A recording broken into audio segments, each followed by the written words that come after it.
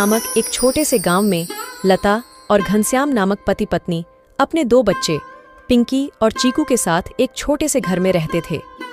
घनश्याम सेठ धनीराम के यहाँ खेतों में मजदूरी का काम करता था और लता गांव के एक बंगले में खाना और साफ सफाई का काम करती थीं। दोनों पति पत्नी खूब मेहनत और मशक्कत करके अपने और अपने बच्चों का पेट भरते थे। यूं तो हमेशा ही गर्मी के समय 40 डिग्री तक तापमान चला जाता था, लेकिन इस साल तापमान बहुत ज्यादा बढ़ गया था, जिस वजह से बसंतपुर गांव के लोग बहुत ज्यादा परेशान थे।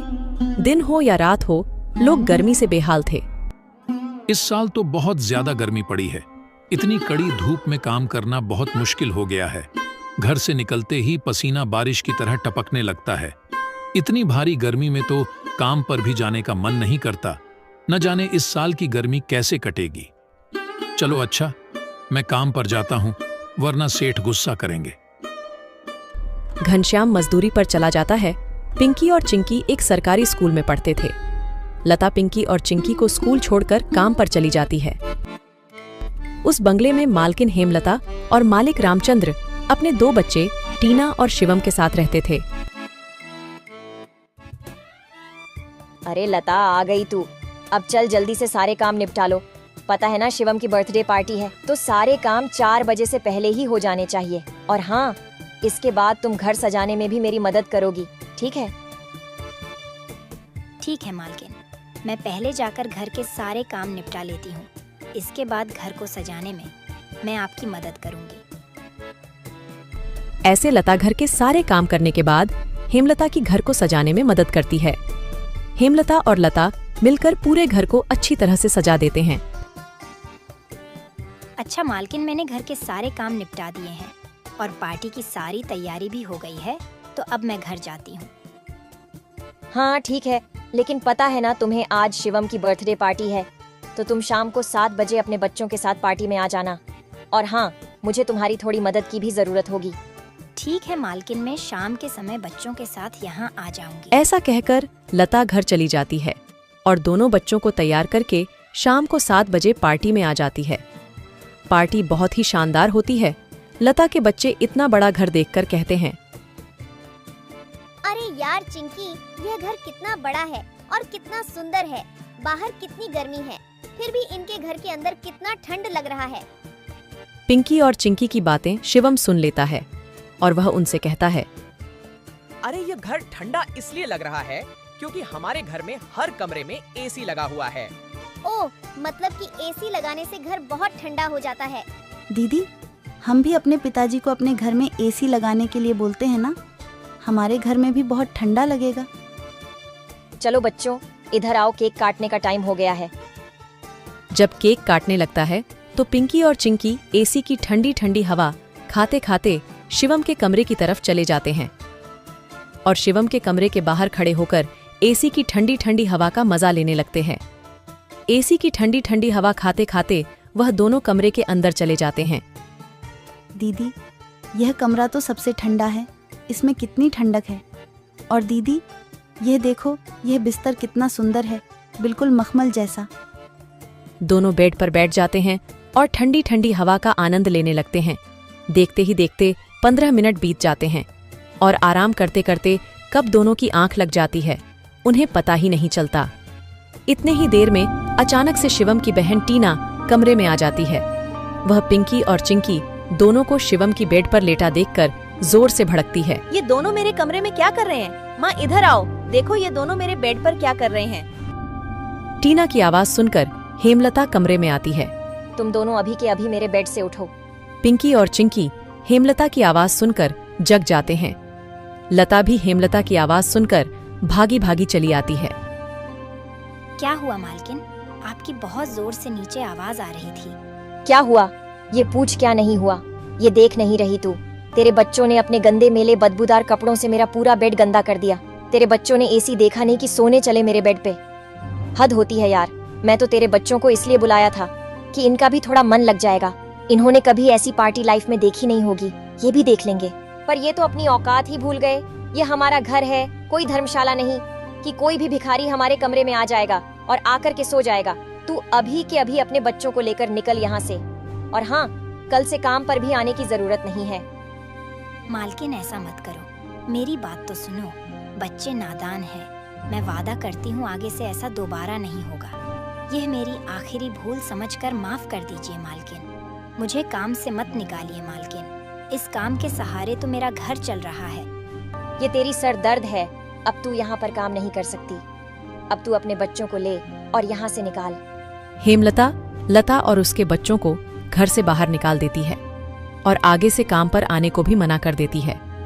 अब लता के पास कोई काम नहीं था। घर का सारा भार अब घनश्याम के कंधों पर आ गया था। हे भगवान, आज तो खाना बनाने के लिए आटा भी नहीं है। अब मैं आटा कहाँ से लाऊं? मेरे पास तो अब और पैसे भी नहीं है। और जो तनख्वाह घनश्याम जी को मिली थी वह सब घर खर्चे में खत्म हो गए। मेरा क्या है? मैं तो पानी पीकर भी सो जाऊंगी, पर बच्चों को क्या? भूखे पेट इन्हें नींद कैसे आएगी? आ गए आप। घर में राशन खत्म हो गया है। आज खाने में कुछ नहीं बना है। कोई बात नहीं, खाना आज मैं अपने साथ लेकर आया हूँ। सेठ जी के यहाँ पर आज दावत थी तो उन्होंने कुछ खाना बच्चों के लिए भी भिजवा दिया है। ऐसे उस रात तो वह सभी खाना खाकर सो जाते हैं। अगली सुबह लता फिर से अपनी मालकिन हेमलता के घर जाती है और उससे थोड़े पैसे उधार मांगती है। मालकिन, मेरे घर में खाने के लिए एक अनाज का दाना भी नहीं है। कृपया आप मुझे थोड़े से पैसे उधार दे दीजिए। तुझे देने के लिए मेरे पास कोई पैसे वैसे नहीं है। मैंने तुझे पहले ही काम से निकाल दिया था, फिर तेरी यहाँ आने की हिम्मत कैसे हुई? जा निकल यहाँ से और आइंदा यहाँ पर अपनी शक्ल मत दिखाइयो। हेमलता की कड़वी बातें सुनकर लता घर वापस जाने लगती है। तभी उसे रास्ते में एक पोस्टर दिखाई देता है। उस पोस्टर को देखकर लता वहीं रुक जाती है। पकोड़े बनाने वाले की जरूरत है। अधिक जानकारी के लिए इस दिए गए नंबर पर कॉल करें। पकोड़े बनाने तो मुझे आता है। अगर यहाँ मेरी नौकरी लग जाए तो घर का खर्च चलाने के लिए कुछ पैसे आ जाएंगे। ऐसा सोचकर लता उस पते पर पहुंच जाती है।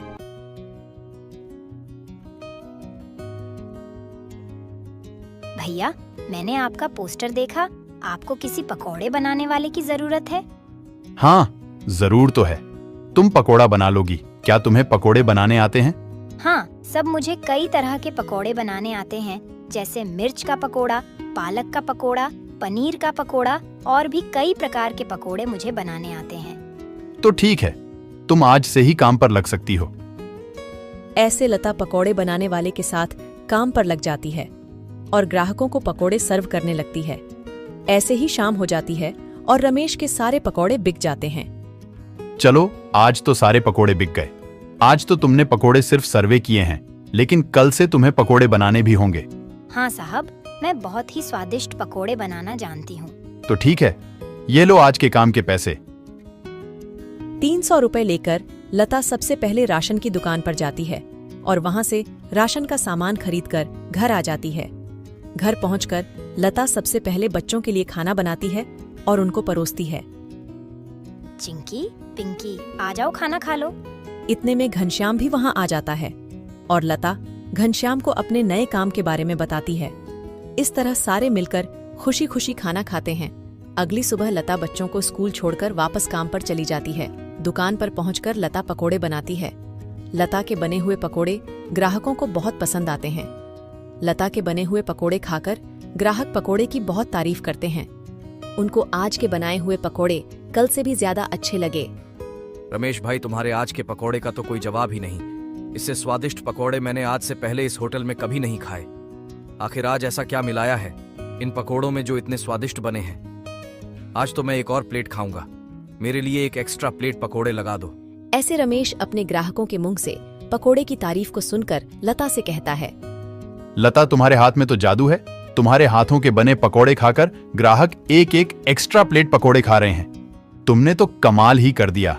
आखिर ऐसा क्या मिलाया है इन पकोड़े में जो ग्राहक इतनी तारीफ कर रहे हैं? साहब जी, कुछ खास नहीं मिलाया है, बस थोड़े से नमक मिर्च मसाले बराबर मात्रा में डाले हैं, बस। ऐसे रमेश के आज के पकोड़े बहुत जल्द ही खत्म हो जाते हैं। आज तो पकोड़े बहुत जल्द ही खत्म हो गए। कल से हमें और ज्यादा से ज्यादा पकोड़े बनाने होंगे। और हाँ, अब हमारी पकोड़ों की सेल और ज्यादा अच्छी होने लगी है, इसलिए कल मैं दुकान में एसी लगवा रहा हूँ। इससे ग्राहक भी एसी की ठंडी ठंडी हवा में पकोड़ों का मजा लेंगे और हमारे पकोड़े की सेल और ज्यादा बढ़ेगी। तुम क्या कहती हो? साहब, विचार तो बहुत अच्छा है। अगले दिन रमेश अपनी दुकान में एसी लगवा लेता है और जैसा उसने सोचा था वैसा ही हुआ। एसी लगने के बाद रमेश के दुकान पर ग्राहकों की संख्या बढ़ जाती है। ग्राहक ठंडी ठंडी हवा में बैठकर पकोड़े खाने का आनंद उठाते हैं। ऐसे रमेश के आज भी सारे पकोड़े बहुत जल्द ही बिक जाते हैं। शाम के समय जब लता घर वापस आती है और वह चिंकी और पिंकी को आपस में बातें करते हुए सुनती है। दीदी, उस दिन पार्टी में कितना मजा आ रहा था ना। कहाँ हम उस दिन एसी की ठंडी ठंडी हवा खा रहे थे और कहाँ आज हम इतनी गर्मी में बैठे हैं।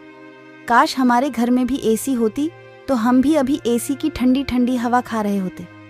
इतने में लता अंदर आ जाती हैं।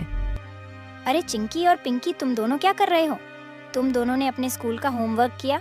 चलो जल्दी से अपना अपना होमवर्क कर लो। मैं खाना बनाने जा रही हूँ। इसके बाद खाना खाकर जल्दी सो जाना। कल तुम्हें सुबह उठकर स्कूल भी तो जाना है ना। ठीक है माँ, हम स्कूल का काम करके आते हैं। ऐसे दिन बीतते जाते हैं और लता के हालात पहले से ठीक होते जाते हैं। ऐसे ही एक दिन सुबह लता काम पर जा रही होती है, तभी उसे भंगार की एक दुकान दिखती है।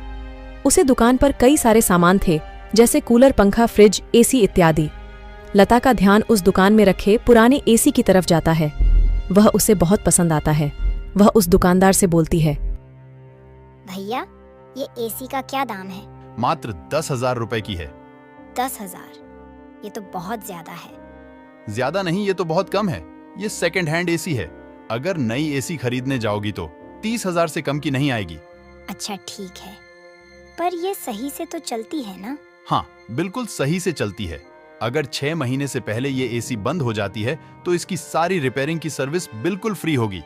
ठीक है, लेकिन इसका सही सही दाम लगाओ। मैं इसके 8,000 दूंगी। अगर तुम्हें देनी है तो मुझे ये ऐसी 8,000 में दे दो। ठीक है, बताओ कहाँ लगानी है। लता उस आदमी को अपने घर लेकर आती है। वह आदमी लता के घर पहुंचकर एसी को लगा देता है। एसी चालू करते ही ठंडी ठंडी हवा घर में फैलने लगती है। बच्चे भी इस ठंडी ठंडी हवा का मजा उठाते हैं। वह दीदी, क्या मजा आ रहा है। एसी की ठंडी ठंडी हवा, ऐसा लग रहा है जैसे बर्फ की चादर ओढ़ ली है हमने। इतनी कड़ी गर्मी में ये ठंडी ठंडी हवा बर्फ की चादर जैसी लग रही है। घर में एसी के लगते ही बच्चे बहुत खुश हो जाते हैं। घनश्याम भी घर पर आ जाता है। ओह, आखिर तुमने बच्चों की इच्छा पूरी कर ही दी। कैसे ना करती भला। बच्चे तो आखिर मेरी जान है। इनसे बढ़कर मेरे लिए कुछ भी नहीं। एसी लग जाने की वजह से बच्चे बहुत खुश होते हैं और लता की कमाई भी अच्छी होने लगती है। लता के बने हुए पकौड़ों की वजह से रमेश के दुकान पर ग्राहकों की भीड़ लगी रहती थी। इससे रमेश खुश होकर लता की तनख्वाह बढ़ा देता है। थोड़े दिन बाद घनश्याम भी सेठ धनीराम के यहाँ मजदूरी छोड़कर लता के साथ पकोड़े बनाने लगता है। दोनों को रमेश काफी अच्छी सैलरी देता था, जिससे उनका घर खर्च काफी आसानी से चल जाता था। बच्चे पूरी गर्मी ऐसी की ठंडी ठंडी हवा में गुजरते हैं और इस तरह वह लोग अपना जीवन खुशी खुशी जीने लगते हैं।